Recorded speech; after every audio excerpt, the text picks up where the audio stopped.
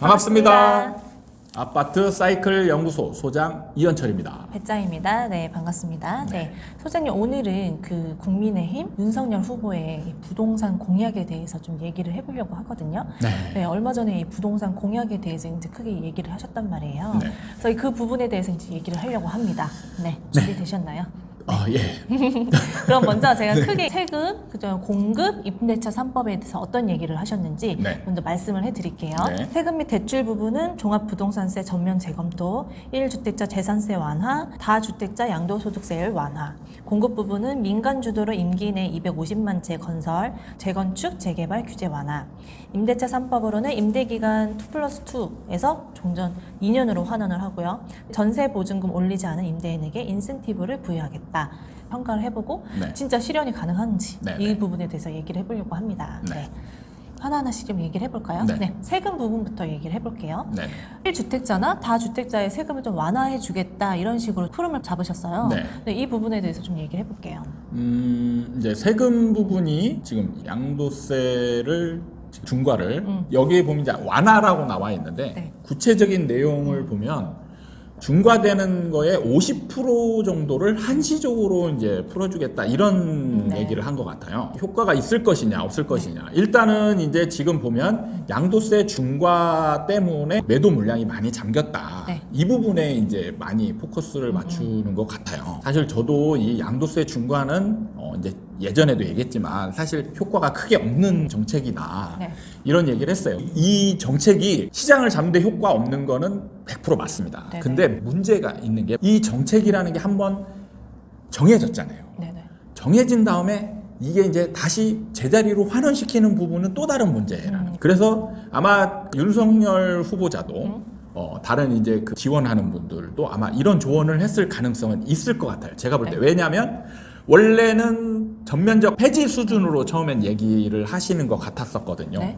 근데 이제 구체적인 공약이 나왔을 때 지금 50%를 한시적으로 하겠다. 어떻게 보면 이게 있다가 풀리면 부작용이 더 커지는 거죠. 오히려 규제가 아니고 부양책에 가까운 효과가 날 수도 있다. 그래서 더 큰 상승이 일어날 수도 있다. 이제 이런 얘기를 제가 했었는데 아마 이런 우려를 하고 계신 분들이 좀 있는 것 같아요. 그래서 그 후보자도 지금 50% 정도를 한시적으로. 근데 한시적이라는 거가 어느 정도 한시인지는 이제 모르겠지만 이게 한시적으로 풀린 적이 있었잖아요. 그럼 이때 사실은 매물을 싸게는 안 팔거든요. 싸게 안 팔고 정상적인 가격에 파는 게 거의 불가능하거든요. 현실적으로 보면. 그래서 이게 효과가 있을지 없을지 오히려 이제 풀어줄 때 오히려 잘못하면 매수의 열기만 더 이제 매도 매물은 적극적이게 안 나오고 매수의 적극성은 커지고 이런 상황이 될 수도 있는데 여기서 또 한시적이라는 것 때문에 매수의 적극성도 사실 크게 바뀔 가능성은 많지 않을 것 같아요. 한시적이기 때문에 이분들이 샀다가 다시 다주택자가 되면서 탁 물려버리면 완전 또 이제 꼼짝달짝도 못 하잖아요. 그래서 이제 한시적이라는 기간의 차이가 어느 정도 있겠지만 시장에 큰 영향을 주지는 않을 것 같다. 이런 느낌이 좀 들고요. 그 다음에 이제 보유세를 이제 전면 재검토하겠다. 이런 말 좋거든요. 전면 재검토. 보유세도 사실은 시장을 잡는 데 효과가 많지 않은 세금이에요. 왜냐하면 이제 적정 구간이 없거든요. 적정 구간이. 전에도 제가 얘기했지만 어느 정도 선에서 매겨져야 시장을 안정화시킬 수 있는 구간이 한 번도 가본 길이 아니기 때문에 아무도 모르는 거예요. 그렇다고 이걸 실험 삼아 막 해보는 것도 불가능하고. 그래서 시장을 안정화시키는 데는 굉장히 효과가 약한 세금 규제다. 이런 생각을 가지고 있는데 문제는 또 이것도 지금 어느 정도 이제 적용이 되어 있단 말이죠. 조금씩 올렸단 말이죠. 이걸 또 낮추게 되면 부양 효과가 생기는 거예요. 이게 시장 참여자들은 지금 보유세 좀 많은 거에 적응을 막 해가고 있는 중이거든요. 그래서 이제 이게 부담이 되는 사람은 팔고 그래도 버틸 만한 사람은 버티면서 시장에 적응을 해가고 있는 중인데 이거를 딱 풀어줘 버린다. 만약에 전면 재검토니까 완전히 어떻게 하겠다는 건지는 정확히 모르겠는데 전면 재검토라는 게 많은 뉘앙스를 풍기거든요. 사실은 재검토라는 거는 올릴 수도 있고 내릴 수도 있는 거예요. 아, 그러네요. 네. 네, 올릴 수도 있다는 거 생각 네, 못했네요. 근데 이제 네. 전제를 다른 게 완화죠, 완화. 그런다면 보유세를 좀 내리는 쪽으로 네네네. 가는 거죠. 근데 여기에 또 전면이라는 게 붙었어요. 아주 이게 해석하기 어렵게 만들어 놨습니다. 뭔가 확실하지 않은 단어들로 얘기를 한 것 같네요. 그러니까 제가 볼 때는 어쨌든 정부, 이제 제가 그랬잖아요. 정부라는 게 후보일 때와 정권을 잡았을 때는 완전 포지션이 다르다라고 얘기를 했어요. 정부는 책임이라는 게 생기고 후보는 책임이 없어요. 그래서 막 지를 수가 있어요. 네. 막 지를 수 있는 게 책임이 없기 때문에. 그런데 책임이 생기는 순간 조심스러울 수밖에 없습니다. 그럼 그런 거를 이제 당선 가능성이 많아질수록 말 조심하게 됐어요. 그쵸. 그래서 막 지르지 못합니다. 이게 왜냐하면 공약이기 때문에 공약을 지켰냐 안 지켰냐 나중에 평가가 오는 거거든요. 네. 그래서 전면 재검토 하겠다. 만약에라도 올리면 그래 재검토 했다 이렇게 얘기할 수 있는 거고. 네, 근데 올릴 가능성은 사실 많지 않고요. 이제 네네. 내릴 가능성이 많은데 네. 어느 정도 선에서 내리냐 이거는 정해져 있지 않잖아요. 이제 그거는 아마 이제 상황을 지켜보면서 이제 하지 않을까 이렇게 생각되는데 반드시 이 전제가 있습니다. 시장의 과열을 불러일으키지 않는다는 전제가 깔려요. 시장의 과열을 불러일으키지 그러니까 만약에 않는다. 보유세를 탁 내림으로 인해서 시장이 과열될 것 같다 이런 상황은 안 만든다는 거죠. 그러면 그렇게 확 내리지는 않을 거라는 예상을 제가 해볼 볼 수도 때는 그럴 가능성이 많다라고 봐요. 네. 만약에 이거를 확 내려버리면 네. 그냥 일종의 부양책이 되는 그렇죠. 거잖아요. 오히려 더 매수 심리를 네. 부추길 수도 있겠네요. 그러면 여기서 사실 이걸로 인해서 매물이 나올 가능성은 별로 없죠. 그쵸. 오히려 매수 열기만 더 불러일으킬 가능성이 많죠. 네. 그렇게 되면 이제 시장의 과열 양상을 불러일으킬 수도 있다. 이렇게 판단하면은 조심스럽게 조심스럽게 갈 가능성이 많다. 이렇게 봐지고요. 그러니까 전면 재검토지만 조심스러운 전면 재검토로 갈 수도 있다. 네, 이렇게 얘기를 하면 되겠네요. 네. 그러니까 세금 부분은 어찌됐든 지금 규제로 사람들이 생각하고 있는 걸 약간 완화를 해주면 사람들은 부양책으로 생각할 수 있기 때문에 그렇죠. 부양책이 시장이 되죠. 좀 더 네. 가열될 수도 있는 약간 이런 상황으로 갈 수도 있다 생각을 하면 되겠네요. 그렇죠. 그래서 아마 임기가 이제 시작되자마자 이거를 확 저는 풀진 않을 거라고 확신합니다. 네. 그래서 좀 시장을 지켜보다가 네. 효과가 그러니까 뭔가 공약은 지키되 시장에 큰 반향은 일으키지 않는 상태에 있을 때. 네. 근데 제가 볼 때는 이게 굉장히 윤석열 만약에 후보자가 당선이 되잖아요. 네. 그러면 굉장히 윤석열 후보한테 유리한 방향으로 시장이 전개될 가능성이 많아요. 그러니까 제가 이제 누가 되던 간에 네. 사실 정책을 그냥 과하게만 하지 않으면 시장은 원래 정해진 대로 흘러간다라고 했잖아요. 그러면은 이제 대통령이 당선되고 이제 임기가 시작되고 그 상황이면 시장이 이제 침체, 정체기 상황으로 이제 가는 거거든요. 그러니까 지금은 제 과열되는 상황은 아니라는 거죠. 그렇죠. 네. 그러면 이때 일단은 가만히 있어도 되는 거예요. 가만히 있고 공약을 지키려고 할 때 이제 약간 하락할 때 이런 것들을 싹싹 풀어주면 부양책으로서의 효과가 전혀 안 납니다. 네. 이명박 정부 때가 이제 그랬거든요. 네. 이명박 정부 때가 하락하고 있을 때 열심히 풀어줬단 말이에요. 네. 열심히 풀어주는데 그 리먼 브러더스 사태가 오면서 좀 과하게 빨리 풀어줬죠. 과하게 빨리 풀어주니까 2009년도에 약간 또 이제 반짝 상승을 했단 말이죠. 그러니까 또 이때 뜨거. 그러면서 다시 규제를 했어요. 그러니까 정부가 그냥 그 여러분의 생각대로 막 가는 거 절대 아니에요. 그냥 안정을 추구하는 게 정부거든요. 정부가 상황을 봐서 슬슬 풀어주고 슬슬 풀어주다가 또 뜨거. 네, 이렇게 과열될 조짐이 보이면 다시 묶을 가능성이 있다는. 이렇게 그러면 세금 쪽은 살펴봤고 두 번째는 이제 공급 부분을 살펴보면 네. 이 민간 주도에 250만 채 네. 공급을 한다고 말씀을 했어요. 저는 이재명 후보와 윤석열 후보의 공급은 둘 다 공교롭게도 250만 채, 임기 내에 250만 채 네. 똑같아요. 근데 공급 방법이 다르죠. 완전 맞아요. 천지 차이잖아요. 네. 하나는 이재명 후보는 공공주도로, 그다음에 윤석열 후보는 민간주도로. 네. 그럼 제 개인적인 생각으로는 사실 우리나라 부동산은 저는 민간주도가 좀 맞다고 생각해요. 그렇다고 네. 윤석열 후보를 지지하는 건 절대 아닙니다. 네. 착각하시면 안 되고요. 네. 그냥 정책만 네. 지금 객관적으로, 특히 부동산 정책만 객관적으로 지금 보고 있는데, 왜 그러냐면 일정 정도, 저는 완전 시장주의자는 아니지만 근본적인 거는 시장이죠. 시장에 어느 정도 맡겨야 될 건 맡기고, 부작용이 커질 때 정부가 어느 정도 개입을 하는, 그게 가장 효율적이다라고 이제 생각을 해요. 그렇게 본다면 분양이라든지, 그래서 실제로 하락하려면 미분양이 나와야 되는데, 미분양이 나오려면 실제로 민간한테 맡겨놓으면 분양 같은 경우는 자동적으로 비싸면 많이 나오고 비싸거든요. 그러면 시장이 자동적으로 하락할 가능성이 많아져요. 근데 공공주도가 참 위험한 게, 가격 통제나 이런 것들을 들어가는데 이게 오히려 시장을 굉장히 어지럽게 만드는 역할을 한단 말이죠. 그리고 가격 탄력성이 없어요. 공공주도가 가장 문제가 가격 탄력성이 없습니다. 가격이 막 시장에서는 막 엄청 변하고 있는데 정부는 그거를 시장 따라가는 가격 정책을 따라갈 수가 없어요. 절대로 늦어요. 무조건. 이 결제 과정이 굉장히 복잡하니까. 그리고 누가 책임지려 하지 않으니까 시장을 막 따라가면서 할 수가 없단 말이죠. 그냥 정해진 대로만 하는 거예요. 그러면 가격 탄력성이 없어요. 그러면 이 가격 탄력성 없는 게 어떤 문제로 나타나냐? 예를 들면 지금 이제 공공 분양 같은 경우는 많지 않으니까 시장을 예를 들기는 어려운데, 임대 같은 경우 빈집이 많아요. 공공 임대가 빈집이 많습니다.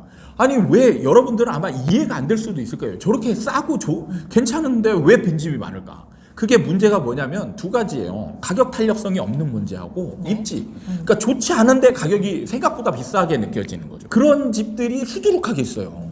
모자랄 때는 한없이 모자라다가 남을 때는 또 한없이 많이 남아요. 빈집들이 막 수만 채가 비어 있어요. 그래서 여기서 관리비만 막 쓸데없는 LH 자금, 재정이 나가게 되는 거죠. 정말 이 비효율적인 방법이다. 우리나라 부동산 체제에서는 그렇습니다. 이게 싱가포르 얘기를 많이 듣는데, 싱가포르이 어떻게 됐는지 저도 그 과정은 정확히 모르는데, 이게 사실 요이땡 아무것도 없는 상태에서 리셋 해놓고 요이땡 하면 이게 쉬워요. 그게 아니잖아요. 지금 막 모든 복잡한 부동산 시장 관계가 다 얼기설기 있는 상태에서 이거를 하나씩 바꿔가야 되잖아요. 하나씩 바꿔가는 게 안 된다는 거죠. 그 바꿔가는 과정에서 부작용들이 생기는 거예요. 그러면 중간에 중단되고, 특히 우리나라는 임기도 5년밖에 안 되잖아요. 5년밖에 안 되기 때문에 공공주도로 가려면 굉장히 장기적인 계획으로 가야 되거든요. 근데 가다가 정부가 바뀌면 수도, 효과가 별로 없네? 수도. 이렇게 되는 거죠. 그러니까 이게 공공주도 같은 경우 효과가 처음에는 안 나다가 나중에 이제 모여서 효과가 확 날 수가 있거든요. 그러니까 이게 장기 집권 하에서는 가능할 수 있는 것들이 단기, 5년 단기 임기 안에서는 공공주도가 성공할 가능성이 제가 볼 때는 거의 없어요. 그러니까 우리나라의 그런 부동산 시장이라던가 정권의 상황에 맞는 거는 공공보다 민간 주도의, 그렇죠. 민간 주도에 맡겨서 효과적이다. 그냥 시장 상황대로 흘러가, 특히 분양 같은 경우는 시장에 맡겨놓으면 자동적으로 조절이 되거든요. 이런 경우. 그래서 가열됐을 때는 굉장히 물건도 많아지고 해서 저절로 하락 상황을 만들 수 있게 된다는 거죠. 이 250만 채는 어떻게 보시나요? 사실 저는 250만 채는 안 믿어요. 100만 채가 많다 생각했는데 250만 채가 나와서. 왜냐면 지금 역대 정부 중에 맨날 숫자는 크게 해놓고 이걸 지킨 정부가 사실은 어떻게 보면 노태우 정부밖에 없어요. 이런 숫자에 또 기대를 거시는 분들도 있을 것 같아서 살짝 짚어봤습니다. 네. 그냥 뭐 이제 이게 뭐 심리적인 효과가 있을 수 있다 없다, 이거는 정말 쓸데없는 소리고요. 250만 채는 진짜 가봐야 아는 거예요. 근데 지금까지 이걸 달성한 정부는 하나도 없고, 근사치에 가깝게 한 거는 거의 노태우 정부 1기 신도시 때, 그때 엄청 그냥 200만 원 막 때려짓고 막 했잖아요. 그때 이때 난리 났었거든요. 그러니까 이렇게 공급을 할 수 있는 이제 빈 땅도 없고, 사실은 제가 볼 때 뭐 두 분 다 250만 채는 그냥 숫자에 불과하지 현실성은 저는 크게 그래도 숫자는 같아서 다행이네요. 그렇죠. 많이 달랐다라면 이게 이제 현실적으로 가능하냐 안 하냐 막 따져야 될 텐데, 다행히 같아서 제가 할 일이 줄어서 곤란한 상황이 좀 없어져서 다행인 것 같습니다. 그거는 간단하게 넘기도록 하겠습니다. 그리고 이제 임대차 3법에 대한 얘기를 해보려고 하는데, 이 임대차 3법도 약간 완화 쪽으로도 얘기를 하셨어요. 임대차 3법도 다르더라고요. 임대차 3법 이재명 후보 같은 경우는 유지 쪽이고, 그 다음에 윤석열 후보 같은 경우는 다시 환원시키겠다. 그리고 이제 환원시키면서 전세가 안정을 위해서 임대인한테 인센티브를 주겠다. 네네. 이걸 했는데 이게 곰곰이 생각해 보면 이 부분에 있어서는 임대사업자 생각이 딱 나더라고요. 네. 네, 임대사업자 처음 시작할 때가 딱 그런 이거였거든요. 그러네요. 약간 네. 겹치는 게 있긴 하네요. 임대사업자 시작할 때가 이제 박근혜 정부부터 시작을 했어요. 시작을 하고 이제 뭐 아예 없었던 건 아니지만 네네네. 박근혜 정부부터 이제 적극적으로 밀었었던 거죠. 근데 그때가 뭐냐면 전세는 아니니까 임대사업자한테 혜택을 줘서 네. 임대사업을 많이 해서 전세 공급을 유도하려고 했던 거예요. 이제 전세난을 좀 잡고자 했던 거죠. 네. 그래서 사실은 어떻게 보면 전세난은 좀 잡혔는데 여기서 부작용이 임대사업자 때문에 집값이 폭등했다. 이게 결론은 이걸로 이제 흘러가요. 그럼 이게 지금 그거죠. 딱 그거잖아요. 지금도 비슷한 겁니다. 전세가를 안정화시키기 위해서 임대인한테 혜택을 주겠다. 세금 혜택을 주면 임대인들이 이제 늘어나서 전세가는 좀 안정시킬 수 있지만 또 매매가가 과열 양상을 보일 수도 있는 딱 임대사업자 말만 빠졌지 거의 똑같은 의도다. 그러네. 의도나 네. 혜택이나 거의 비슷하게 네. 생각할 수 있겠네요. 거의 비슷하다는 느낌이 많이 들고요. 그다음에 임대차 3법을 다시 돌리는 문제. 네. 예. 이 부분은 저는 조금 고민을 좀 해봐야 되지 않나. 그래요? 예. 지금 이제 사실은 부작용이 굉장히 컸죠. 네. 근데 부작용이 굉장히 컸는데 사실 모든 제도는 일단 생길 때는 부작용이 있습니다. 근데 이제 제가 이거를 하더라도 시기를 잘 선택해야 된다라고 이제 강조했던 게 부작용이 크냐 적냐 문제거든요. 근데 시기를 잘못 선택하는 바람에 엄청난 부작용이 생겼어요. 근데 자, 여기서 잘 고민을 해봐야 될 게 뭐냐면 왜 임대차 3법을 적용을 했을까?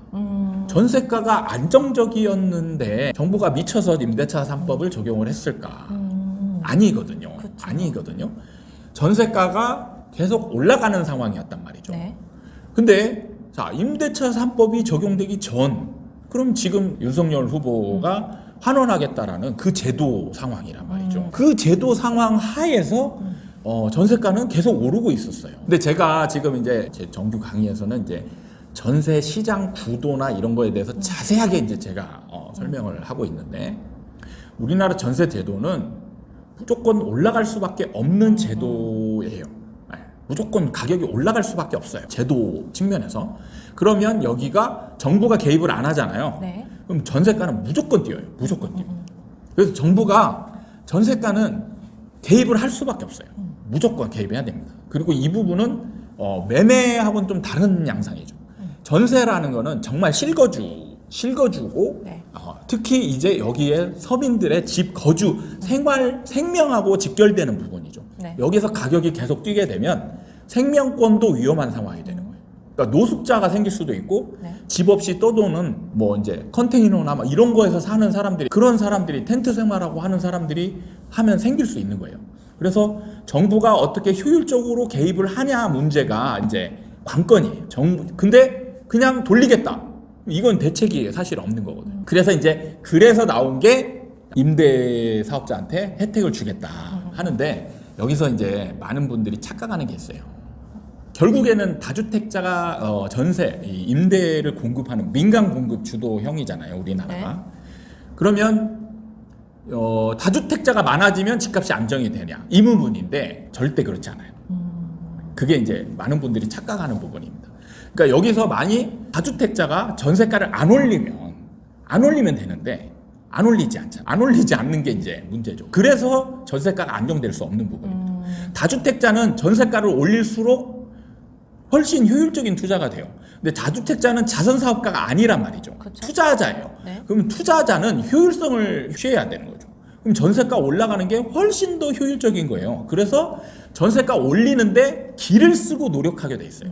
그래서 전세 다주택자가 그냥 많아진다라고 해서 이게 폭발적으로 한꺼번에 증가해버리면 서로 이제 올리려고 노력하는 행위보다 임차인을 빨리 맞춰야 되는 행위 때문에 가격이 일시적으로 떨어지거든요. 네. 그런데 이게 나중에 되면 다시 올라가요. 그래서 항상 다주택자가 이 전세 공급을 행하는 선한 개념이 자리 잡히면 안 됩니다. 네네. 지금까지 그래서 전세가는 계속 올라왔고 그래서 정부 개입이 필요한 거라는 거죠. 네. 그래서 임대차 3법은 저는 이 과정에서 어떻게 보면 어쩔 수 없는 선택일 수도 있다. 이거죠. 그리고 네. 이미 이제 자리를 잡고 있는 중이잖아요.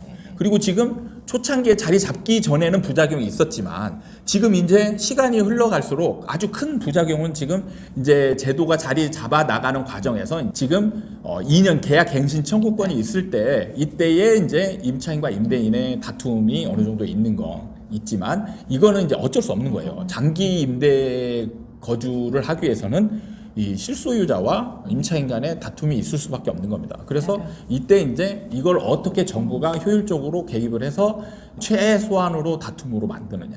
이게 이제 관건인데 네. 저 같은 경우는 임대차 3법은 이제 자리를 잡아가고 있는 과정이니까 네. 다시 돌려서 옛날의 문제를 다시 겪는 것보다는 새로운 제도를 일단 안 했으면 모르지만 일단 했잖아요. 했으니까 이게 적응하는 과정을 더는 지켜보는 게 낫지 않나. 저는 이 생각이 드는 겁니다.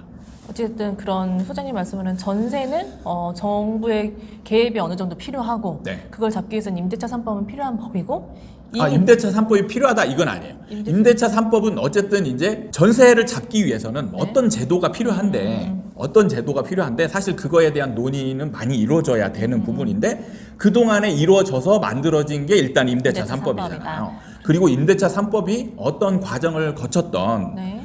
적용이 됐잖아요. 그쵸. 적용이 됐고 그리고 목적은 임차인의 주거 안정을 위하는 목적이 맞아요. 네. 그래서 그렇게 아주 정말 쓸데없는 법은 아닌 거죠. 어떻게 보면 필수 불가결한 그런 제도일 수 있어요. 네. 어떤 제도가 나오든 부작용은 있을 수밖에 없습니다. 그렇죠. 그러면 이미 행해진 제도잖아요. 일단 부작용 기간은 저는 이제 지났다라고 보고 이제 자리 잡는 과정이니까 좀 지켜보는 과정에서 정부가 나타나는 약간씩의 부작용을 최소화하는 이제 개입을 하고 네. 지켜본 다음에 다시 이제 여기서 뭔가 더 이상하다. 그럼 그때 해야지. 제자리로 돌리는 거 아니면 여기서 또 새로운 제도를 만드는 거 이런 거는 오히려 더 큰 혼란이 있을 수 있다.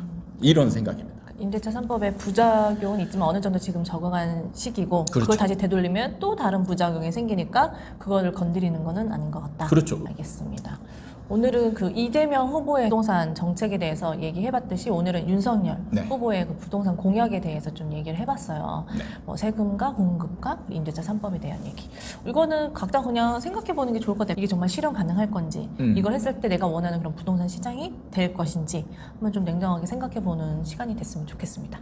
네. 오늘 영상은 이렇게 마무리하도록 하겠습니다. 다음에 또 찾아뵙도록 하겠습니다. 감사합니다.